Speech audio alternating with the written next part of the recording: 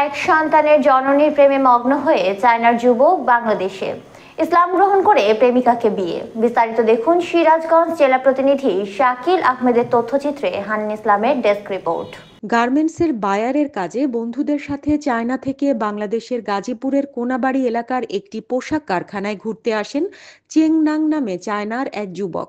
এসেই সিরাজগঞ্জের কাজীপুর উপজেলার অন্তরা খাতুন নামে এক সন্তানের জননীর সাথে দেখা হয় এবং তার প্রেমে পড়ে যান। এরপর দুজনের মধ্যে ফেসবুকের মাধ্যমে প্রেমের সম্পর্ক গড়ে ওঠে। পরে দুই পরিবারের সম্মতিক্রমে ওই যুবক মুসলিম ধর্ম গ্রহণ করে প্রেমিকা অন্তরা খাতুনকে বিয়ে করেন। মুসলিম ধর্ম গ্রহণ করে নতুন নাম রেখেছেন সালমান স্বাধীন। বর্তমানে দুজন সিরাজগঞ্জের কাজীপুর পৌর এলাকার বিয়ারা গ্রামে অন্তরার বাড়িতে বসবাস করছেন।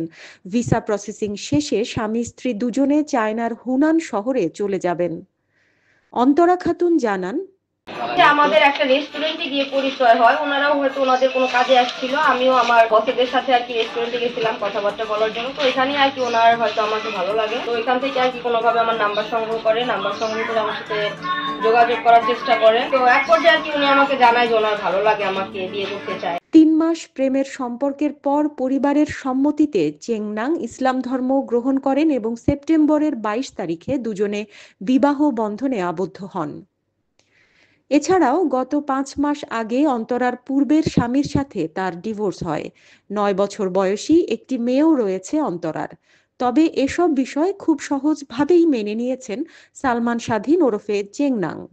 চীনের হুনান শহরের যুবক চেংনাং বলেন,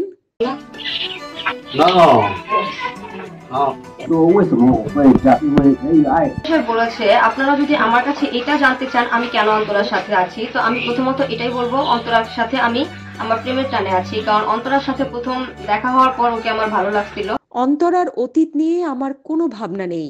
এখন দুজন সারা জীবন একসাথে থাকবো, এটাই আমাদের পরিকল্পনা। ইতোমধ্যে ভিসার আবেদন করেছি, ভিসা পেলেই দুজন চীনে চলে যাব। অন্তরার মা রাহেলা খাতুন জানান, প্রথমে একটু চিন্তা হয়েছিল, ভিনদেশী একজনের সাথে আমাদের মেয়ে কিভাবে সংসার করবে। তবে ধীরে ধীরে একে অপরকে জানতে ও বুঝতে শিখেছে। তাদের মধ্যে একটি নিবিড় বন্ধনের সৃষ্টি হয়েছে। সেজন্য আমরাও তাকে মেয়ের জামাতা হিসেবে মেনে নিয়েছি।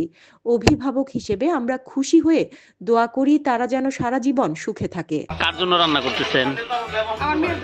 আর গ্রামবাসী বলছেন, কাজীপুর উপজেলায় চায়না থেকে আসা এক যুবক আমাদের গ্রামের মেয়েকে বিয়ে করেছে জানতে পেরে আমরা খুশি।